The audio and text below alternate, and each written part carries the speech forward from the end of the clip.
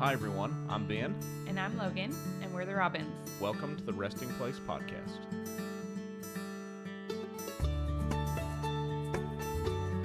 Welcome back, everybody. We are back with another episode of the Resting Place Podcast. As you can see, the seasons have changed and we have turned to football, and so I'm wearing my Hawkeye gear. We are so excited to be back with you guys. We have taken a little bit of a break here. We just want to do an update podcast for you guys. We have been busily expanding our family and also planting our church. So we want to give you guys an update on how all of that is going. And so I'm going to ask my lovely wife if she has anything to share here before I keep going. I have nothing to share. You don't want to say anything? No. Besides, you can tell that we have moved because of our lovely background. Listen, we are missing old George. I miss George. Every time I looked at that picture, I remembered the time that we gave the stone cold stunner to the Hessians and turned the tables on the war for independence and kicked the British out of America. Wow. Take your tea back home with you. Wow. If we didn't have lots of small children, one which is peeking around the corner as we speak, we could leave this podcast set up here. My God, wouldn't that be incredible? Halfway like a studio. It almost does. Don't be fooled. It almost does. We are growing in professionality. Slowly but surely. Anyways, here we are in our house, our first podcast together. I guess you did a podcast. Yeah, I guess so. By yourself here. Mm-hmm. But we are back now that our child is almost 2 months old. We're kind of getting a handle on things, slowly but surely. We moved into our home 1 week to the day before little Lenny Lou made her grand appearance into the world. Mm-hmm. We shaved it as close as humanly possible. Mm-hmm. And we had our first church service 1 week to the day before we moved into our house. Yep. So we have had a lot of adjusting to do. Yep. It's been an interesting and I think really productive ride up to this point. And we'll get into some of the updates and details on the church. We're really, really encouraged by the way that this has gone up to this point, in the Lord's faithfulness. He has been so good through all of this. Yes. And I reject wholesale the idea that planting a church is miserable and that it's hard. And sure, there's hard things that you do, but I'm having fun. Mm-hmm. I know you're having fun. We're having fun. The challenges of planting a church and raising 3 small kids and trying to find time to do everything are real, though. Yes. And maybe, I'm just thinking out loud here, we haven't talked about this, so I'm springing this on my wife as we go, but maybe in the future we'll open up a little bit and show people what the journey of that looks like. And I think it might be encouraging to other church planners, other people in our world that will be planting churches.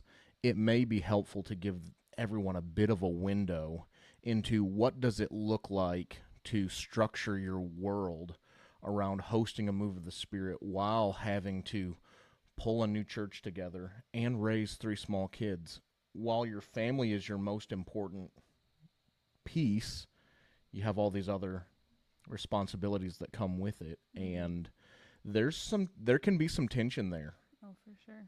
It's been one of our biggest conversations is how do we do everything that is required of us? Yes.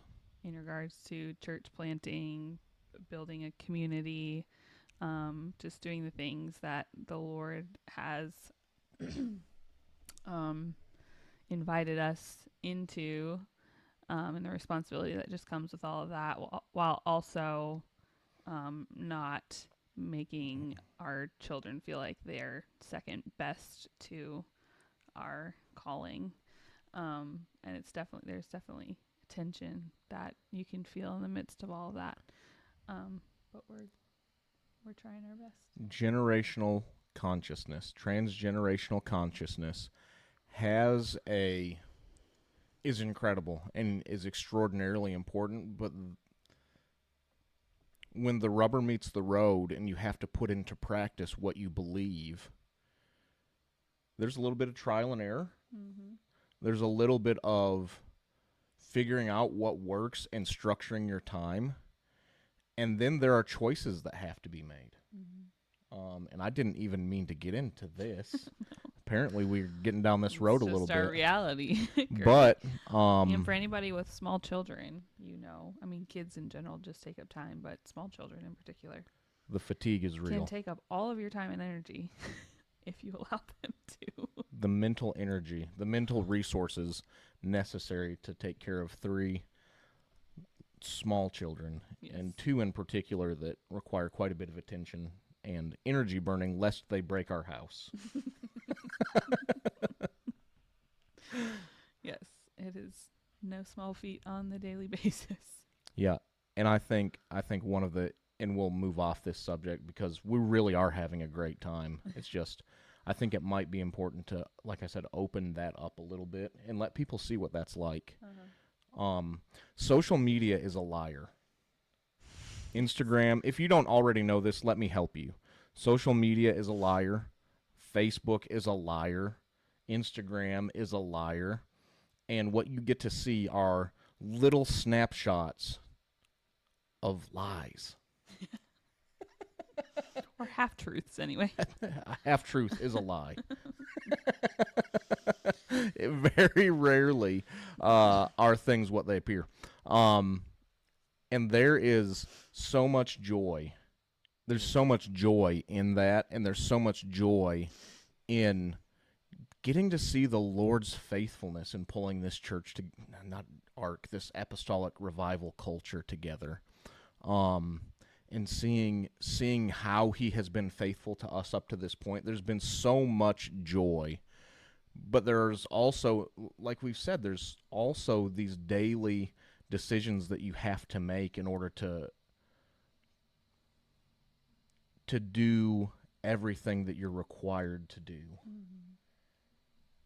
And sometimes it requires putting things on the back burner that in a later time in our lives we won't have to put on the back burner. Right. I think, too, when we first moved to Iowa and just started really venturing with the Lord about where he would have us live and all of that, Yeah. we talked often about feeling like we just had the grace for today. Mm-hmm. We just have grace for one day at a time. Yes. And to a certain extent, I still feel like that's true, that we just have the grace that we have to do what is required of us each day, or what we feel like that day requires. And sometimes that's more than others, and sometimes we have to let our kids sit on their tablets so we can record a podcast. Yes. And some days that means all we do is tend to the kids all day long. So, but I feel like it's kind of a sweet spot just to feel like there's no pressure for us to figure out what we have to do tomorrow or a month or a year from now. We really get to just lean into what the Lord's asking of us each day. And I feel like, at least for me personally, it allows me that revelation of like, that he just gives us the grace for today, and that we can. It's a revelation that our apostle gave to us a little over a year ago, and I don't know if he's talked about it to the family before now, but he just recently talked about this revelation that it says in the word that he gives us grace for today, that his grace is sufficient for our today, and that when we try to operate in a grace for tomorrow that's not there, that's when we get over into anxiety and get out of our seat of rest. And so I'm super thankful for that. I know it's changed my life, and that we get to just lean into the Lord for what he has for us and for our family each day. And I think that's where we really get to experience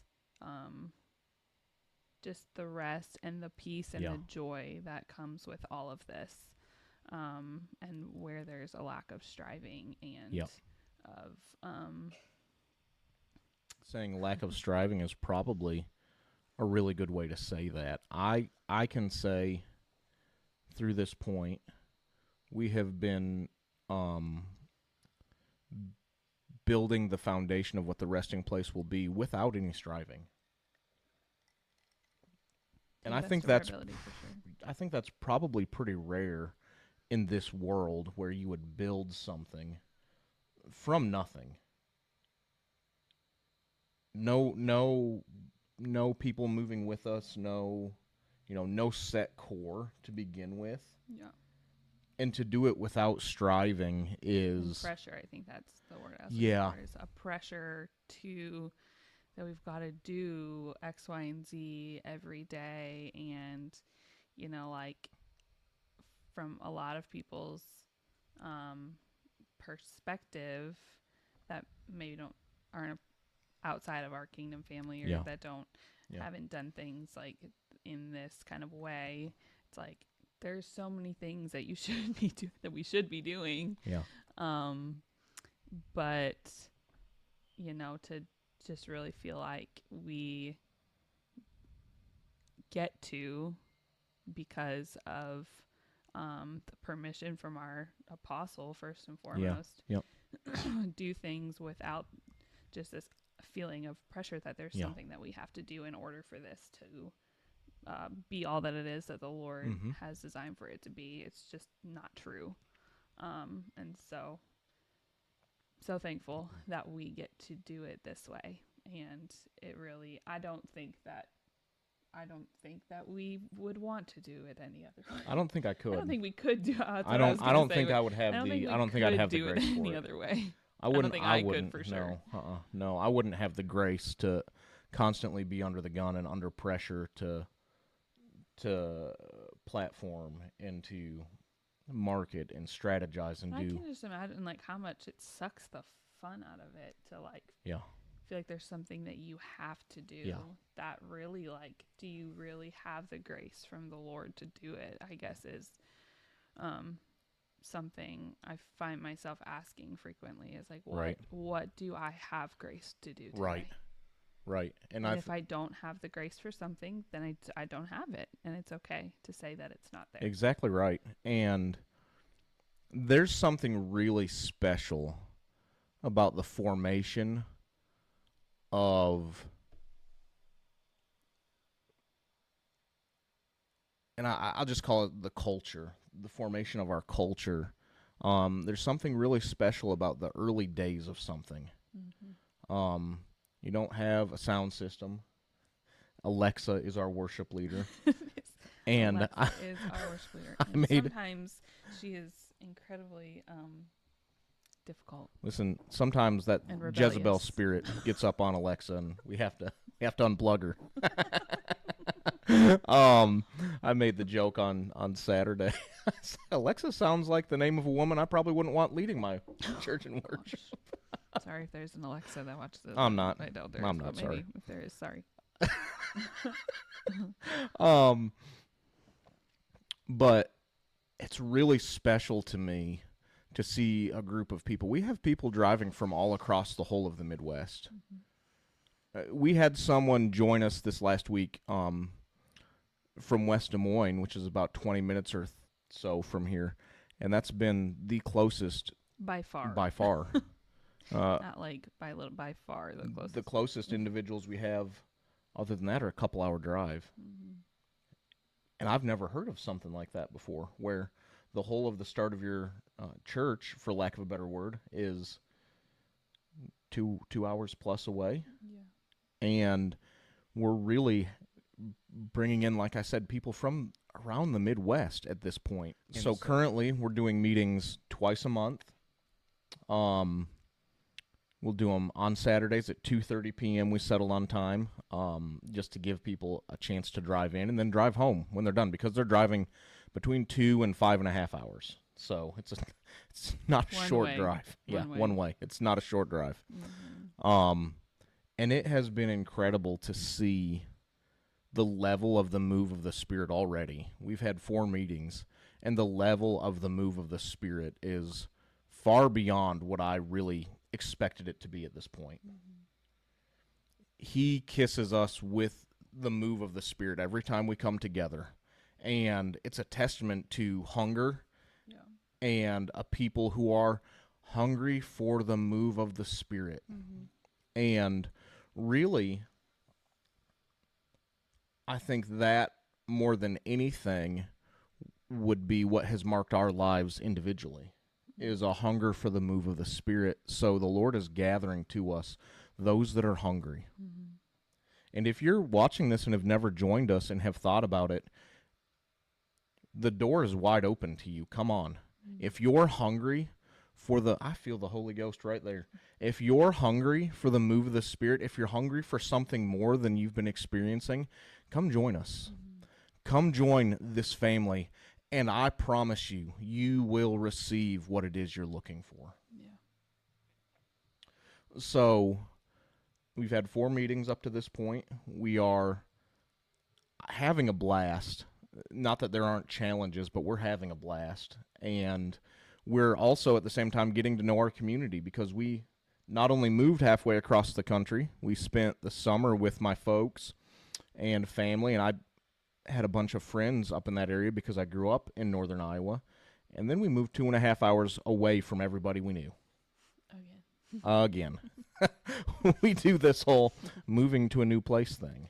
We've been slowly weaning ourselves. We moved to Covington, kind of cut the people we knew in half. Then we moved to Floyd, cut it even more. And then we moved here, officially where we know nobody. Yeah, we knew not a soul. So it's been fun. It's a great community. We love our community, and we love our little town. It is honestly, I was explaining it to a woman that came to our gathering this weekend. She was like, so you felt like the Lord led you to Indianola, and I was just kind of explaining to her how we ended up here. And ultimately we said we love the community, and everything we love about it is what everybody who lives here loves about it. And a lot of people have moved out of the Des Moines metro area to Indianola because they love the small community feel. But in telling her that, and in reflecting about different parts about the community, I'm like, this is really what I have been asking the Lord for a really long time. There's just a lot of specific things in my heart that I wanted when I knew we would settle down as a family, and he really has answered that and above and beyond. We just really love it here. So it's true. So if you're thinking about planting a church, you can have everything you want in a community and plant it without striving. It is possible. It's like the current American church planting model is a lie. You will be miserable. Your marriage will go to hell. Your kids will hate church. That's what they'll teach you to do. Put everything on the altar of the ministry, and you do not have to do that. You can go plant somewhere. Like if there's probably something out there that says like we probably should have done this in Des Moines. Oh, sure. Like you're 12 miles or whatever it is from Des Moines. Why didn't you just do it in Des Moines? And we're like, we loved Indianola and the community, and we decided this is where we wanted to raise our kids. Simple as that. Eventually, Des Moines will come to us. Eventually, those that are hungry will hear the cry of the move of the Spirit in Indianola, and they'll come to us. I don't have to go to them. They will come to us. This whole idea of chasing people and even in evangelism, we have gotten completely wrong. Even back to Scripture, people would hear of the move of the Spirit. They'd catch it on the wind. They'd hear Yeshua is doing miracles. And they'd come from all of Galilee, all of Judea.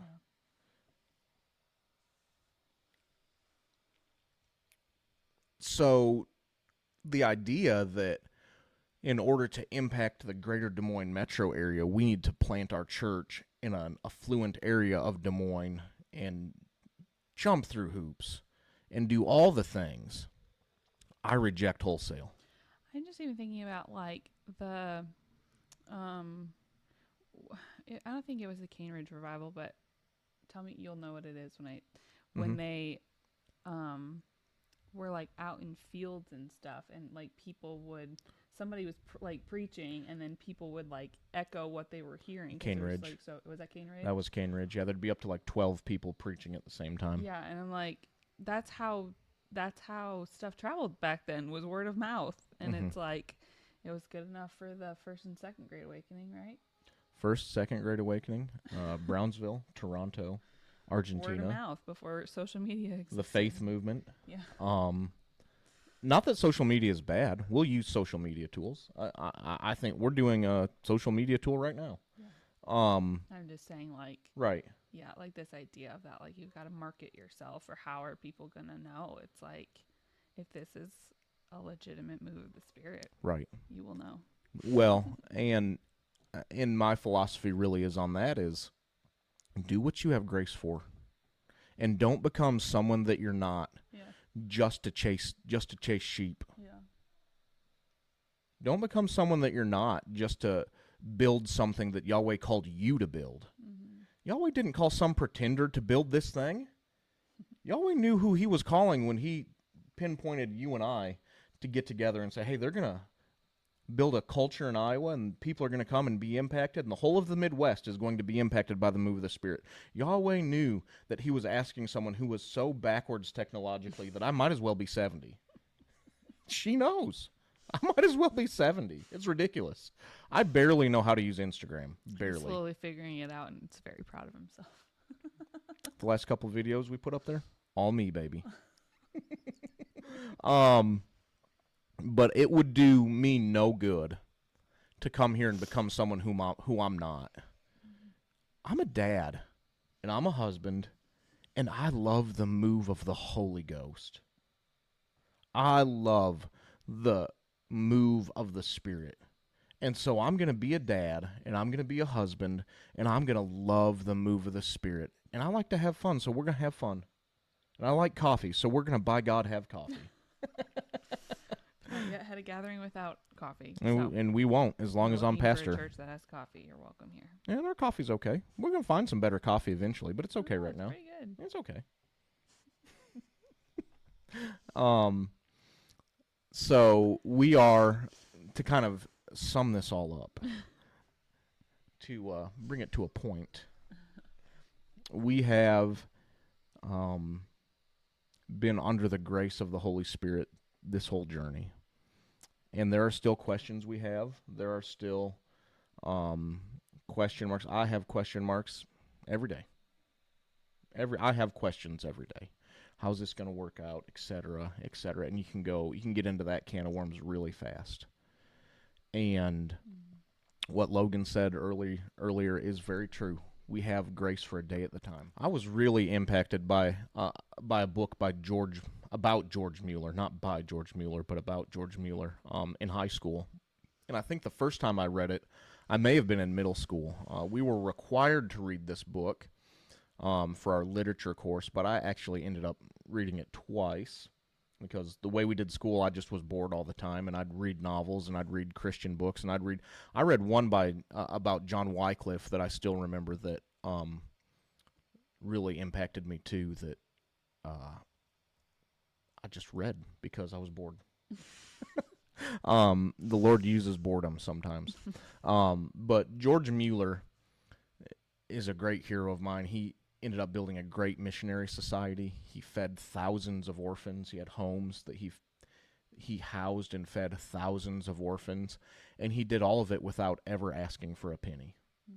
He was a pastor, so he pastored, and there was this young lady who he was engaged to that was not too keen on the idea of being married to a pastor, and so he was wrestling with the call of God on his life. And I remember it like it was yesterday. I about stood up and cheered when I read this. This young woman, this young harlot, is That made me laugh. Uh, sorry. This young woman is giving him just giving him the beans, telling him I'm not going to be married to a man of the cloth. And George finally has enough. He has finally surrendered his life to the call of God on his life that he knows is there. He's been wrestling with it for years up to this point. And he looks her square in the eyes and says, "Then you don't marry Mueller," and stormed out of the house. And I about threw the book up in the air and tore my shirt off. Started pounding on my chest. My God, he did it. George did it. Good for you, George. and and he pastored. I remember it talking about his first pastorate. They offered him a salary and he turned them down. He said, "I don't want you to give me a salary. I would rather God pay my salary." And he put a box up that just said donations. And that's all he did. And he would preach the word of the Lord faithfully. He was there for 3 months and hadn't received an offering at all, hadn't received any finances at all. And he asked one of the deacons of the church about it. And the deacon, with shame on his face, said, "We've had such poor offerings that we've been too ashamed to give them to you." And these offerings that they were too ashamed to give to George equaled more than the salary they were offering to pay him. George ended up making more money in salary by several times over in that first year by not asking for a salary. And then the Lord moved upon his heart to do something with the children in the slums in London. And he gets his first home together, doesn't ask for a penny, and he would often run out of food to feed his kids. And the staff would come to him and say, "George, we have no money to buy groceries and we have no food to feed the children. What are we going to do?" And what he would do is he'd take them into his study, and they'd, man, cry every time I think about it. And he'd just get down on his knees and he'd take that verse from Psalms. He took it seriously. Something that you're going to find through church history and even into current times is men who have been used greatly by God took God at his word. Yeah. They just believed God. Mm-hmm. They just look at the promises in the word and at the promises that he's spoken to their heart, and they take him seriously. Yeah. And so George would just go and he'd take that verse from Psalms, "Open your mouth wide and I'll fill it," and he would pray that psalm. And he would pray it like he believed it. And he ended up building 4 orphanages, feeding over 2,000 children per day. And like I said, starting a missionary society that would go to the reaches of Asia and China and several other continents, all without asking for a penny. The man died almost penniless. He had less than £1 to his name, or something like £4 to his name when he perished, but had built this incredible expression of the love of God in the earth, all on faith. Speaking of planting a church and raising small children, we just had to take a pause to deal with the youngest of our children. Woken up abruptly from her nap and demanded immediate attention. So we may have to take a pause again. We'll see. We'll see. She's currently bouncing. We'll see. She's looking like she might fuss. We'll have to see. We're in the valley of decision right now. But just to kind of, do you have anything you want to add to anything? Well, I just, when you were talking about just taking God at his word, I feel like, that's that's just how we've lived and had to really live our life. Just choose to believe it or not to believe it. And I just was reminded that I was reading that in Hebrews 4 this morning, specifically about the realm of rest, which we will do our podcast on eventually. Soon. It's coming soon. It's just one of those that the revelation of rest has been the most significant revelation that I've ever inherited, and it has wholeheartedly changed my life. So it feels a little overwhelming to try to somehow communicate. We won't People. try to do that in a couple sentences. But our podcast on rest is coming, and it's gonna be coming in hot when it does. It's gonna be incredible. But Brian Simmons, this is Hebrews, the just beginning of Hebrews 4. Now God has offered to us the same promise of entering into his realm of resting in confident faith. So we must be extremely careful to ensure that we all embrace the fullness of that promise and not fail to experience it. For we have heard the good news of deliverance just as they did. He's talking about The children of Israel. the children of Israel, yeah. Yet they didn't join their faith with the word. Instead, what they heard didn't affect them deeply, for they doubted. For those of us who believe, faith activates the promise, and we experience a realm of confident rest. So yes, he's talking about the realm of confident rest, but what we have come to learn and believe in is that that's where our inheritance really comes from, is the realm of rest. And what is it? Faith comes by hearing, and hearing by the word. You were saying this last weekend at our gathering when you were sharing on faith about when the Lord says something or somebody speaks a word, and especially when you feel it hit your spirit, then you have the decision to make, to attach your faith to it or not. Yeah, exactly right. Yeah. And anyways, that's really just the place that we find ourselves in continually is I think it's the design of the Lord in a lot of ways to make it that way, that when you have, great promises over your life, there comes that you have to work them out, right? Jason Adair taught us this in Bible school, and I love Jason and Mandy Adair. They pastor in Prestonburg, Kentucky now, and we will eventually have Jason come in. When we get more established, we'll have him come. I just honor so much what he's meant as far as our personal walk in faith.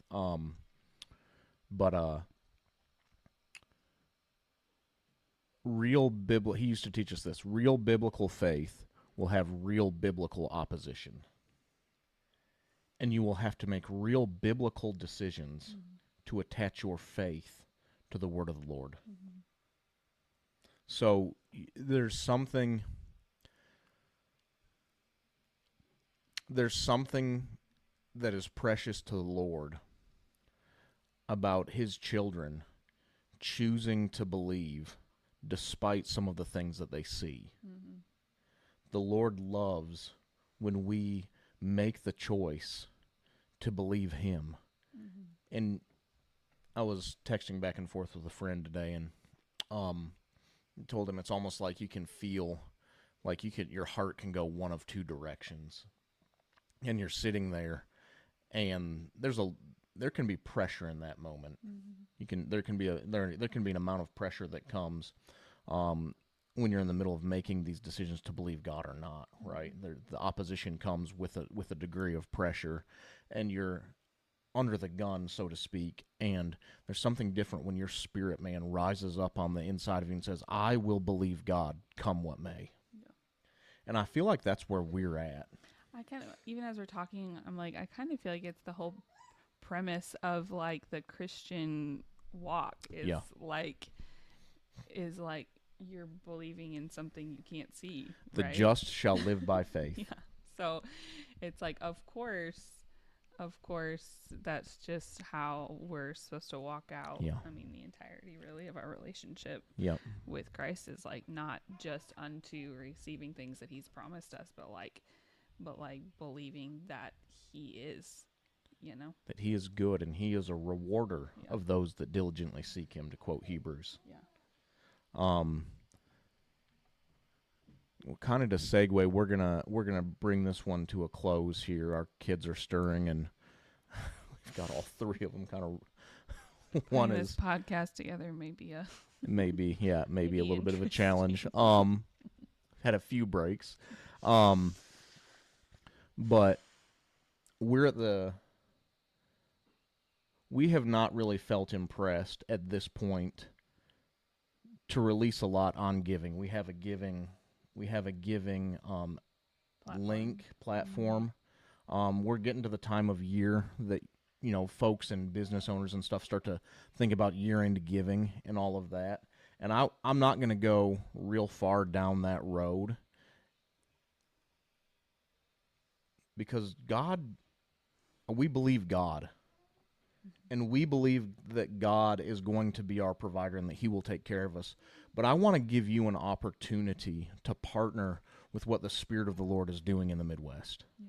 I want to give you an opportunity, and we'll post our giving link with this, but I want to give you an opportunity to cast seed into the foundation of something. Mm. And I'll say it like this: your seed can have equity in the whole of the renewal that gets sent to the Midwest by what the Lord does. I feel the Holy Ghost on this. By what the Lord does through the resting place, your seed into the foundation of this will have equity in all of the renewal that takes place. Mm-hmm. You may never attend a meeting. You um, may never even meet us personally. It doesn't have to, you don't have to attend a meeting to have equity in what the Lord's doing. Yeah. By partnering with us, you'll be sowing seed into building the foundation of a culture that we believe is designed to touch the whole of the Midwest and bring unprecedented renewal. Mm. And so we want to make that opportunity available to you. And, I want to also say thank you to those that have sown. You guys have been blowing our minds. Our minds have been blown on several occasions. We haven't been really talking about giving, and the Lord has been so faithful. Mm.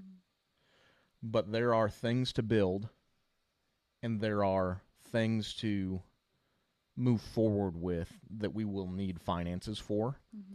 And if you want to partner with us in that, just know that you'll have equity in all that the Lord does and all that He sends through the resting place. Yeah. I want to add one more thought, I think, to that is there's a different level of equity when you sow seed into the foundation of something. Mm. There's a different level of equity than it's really easy to sow into things that are already very mature and very developed, and you can see the fruit that is coming off of them, and you can see that these places I could name many of them, I won't, that are touching the earth through what the Lord's doing there. It takes, as with anything when you're starting something new, it takes eyes to see and ears to hear. Yeah. And there's a different level of equity in seeing what the Lord is doing in seed form in the day of small beginnings and having the courage to say, I believe the Lord is going to do what He promised He would do, and I'm going to partner with the foundation of the resting place, and I'm going to say, you know what? It's not mature yet. There's not hundreds of people attending yet. There's not a huge massive audience for this yet. We're not seeing all of the things we've been promised yet. But I see the seed. Yeah. And if you can see it, the oak is in the seed. Mm-hmm. And there's a different level of equity that comes with sowing into the foundation, however you want to say it, the foundation, the day of small beginnings, or the seed form of something new in the earth. And the level of equity is unmatched. Yeah. You said exactly what I was feeling, actually. I was just going to say, if at any level you are believing with us and for us for what the Lord is going to do in the Midwest, we're asking that you would sow and that you would partner with us. Monthly partner would be huge. Yeah. And that I just believe that there's a return that comes when you do that. When you hear us talk about our our faith and taking the Lord at His word. There's been countless times where we've heard stories of men and women talking about Yeah. things that the Lord has promised them in ways that they've, just talking about stories of faith or whatever that we've sown or partnered with people Exactly right. in belief for what the Lord was going to do in return in our lives. And And partnered when we didn't have the resources to partner. yeah, and there's just something that happens in the spirit when you sow into somebody into somebody in belief for a return of a promise that you have in your life. And so if you're hearing us talk about faith and just taking the Lord at His word, and there's something that you're believing for in your life, we're just asking that you would sow, Yeah. and believing that that the Lord will do all that He's promised to you that He will do. We just know what that's done in our lives, and Yeah.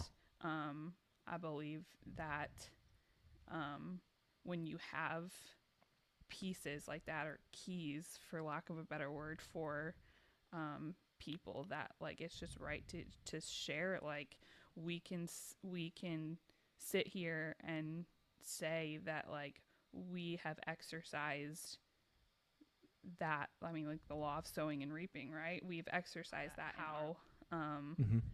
doing sowing when we have felt that tug to do so into somebody else's story or journey, and how believing for that return in our lives, and how that's all worked out. I don't know if I'm explaining that well.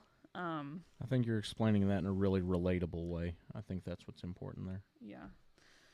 So, if anything about anything that we have shared, or if you are just saying like I want to believe with them for, and some of you may or may not know all of the story about how we got here, and Yep. the promises that the Lord has given us about what He's going to do in the Midwest.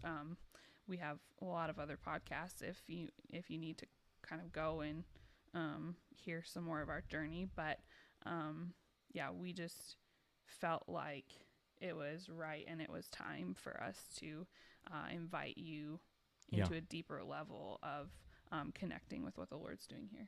Yeah, exactly right. I won't add anything to that. I think you did a great job of explaining that in a really relatable way, and I'll muddy the waters if I try to add anything to that. We love y'all. We will be releasing our podcast on rest when our children rest. When we have the ability to. As soon as we are able. Rest. Pray in for us, someone to help us watch our kids. That actually, for real, do that, please. Or if you're hearing this and feeling like you need to move to the Midwest, I'm just saying. Anyway, we love y'all. Thank you for tuning in. We're going to post a giving link, and keep following Instagram for more incredibly produced videos by myself announcing when our services will be. We'll be having our next family gathering 2 weeks from this last Saturday, so it'll be the 18th of November, and we'll be having that at 2:30 p.m. So if you want to join us, come on, get in the waters of renewal with us, and come experience a move of the Spirit. We love y'all. Thank you for tuning in, and we will see you next time.